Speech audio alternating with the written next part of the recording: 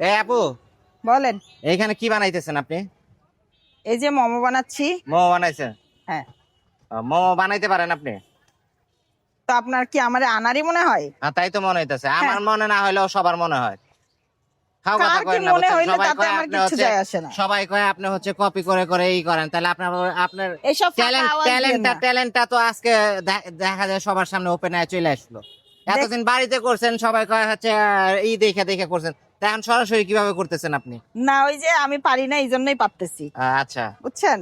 যারা বলে না আমি পারি আমি পারি, আমার এটা আমার ওটা ওটা, আসলে তারা দেখেন যে হচ্ছে আসলে তারা কি না, পারে। এটা কিন্তু একটা খুব ভালো সিস্টেম করছেন যে দর্শকরা হচ্ছে মানে কাস্টমার যারা, তারা সরাসরি দেখে হচ্ছে আপনার কাছ থেকে হচ্ছে এই জিনিসটা খাইতে পারবে। হুম।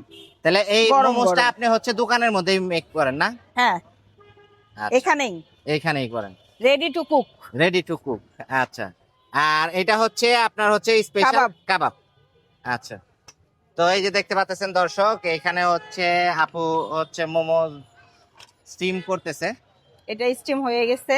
আচ্ছা, এটা এখন কাস্টমারকে দিব। এই যে 5 পিস থাকবে। কত পিস? মাত্র 5 পিস। 5 পিস থাকবে 100 টাকা। এই যে এই হচ্ছে 5 পিস না আপু? ভিতরে কি দিছেন? চিকেন, শুধু চিকেন। আর এটা কি আপু? এটা হচ্ছে ভেজাল ভেজাল কিছু দেন না তো? Chilli sauce. Chilli sauce. আচ্ছা, আর তারপরে? এটা হচ্ছে ধনিয়া পাতার সস। ধনিয়া পাতা।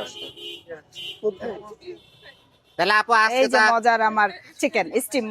আজকে তো আপনি তাহলে দেখাই দিলেন মোমোস বানানো, হ্যাঁ? হ্যাঁ।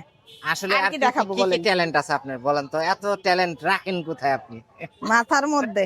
আচ্ছা, ঘুমাইতে পারেন ঠিক মতো? ঘুমাইতেই তো পারি না ঠিক মতো। এটা মানে বুদ্ধির গুণে, বুদ্ধির কারণে যে মাথা খালি কিলবিল মাথার কিলবিল মধ্যে করে। মাথার মধ্যে চিন্তা একটাই, মোবাইল খুললে আর কি দেখে নিয়ে গেলে যাওয়া আপনি যায়, আর চেহারা কি দেখে নিয়ে মোবাইল যাওয়া যায়, আর কি বাইরে করা আচ্ছা। যায়। আচ্ছা, তো কাস্টমার অর্ডার হলে আর কি এভাবে করে হচ্ছে ফ্রাই করে দেন, তাই তো? হুম।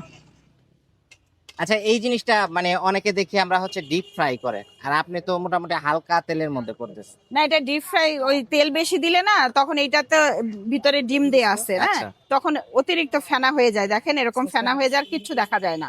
আচ্ছা, তখন ওইটা ওইটা আসলে ভাজা হচ্ছে না পুড়ে যাচ্ছে না বোঝা কি হচ্ছে যাচ্ছে আমি না, বুঝতে বোঝা পারি যায় না। না তখন। এজন্য অল্প তেলে এটা সুন্দর করে ভাজা হয়ে যায়। আচ্ছা।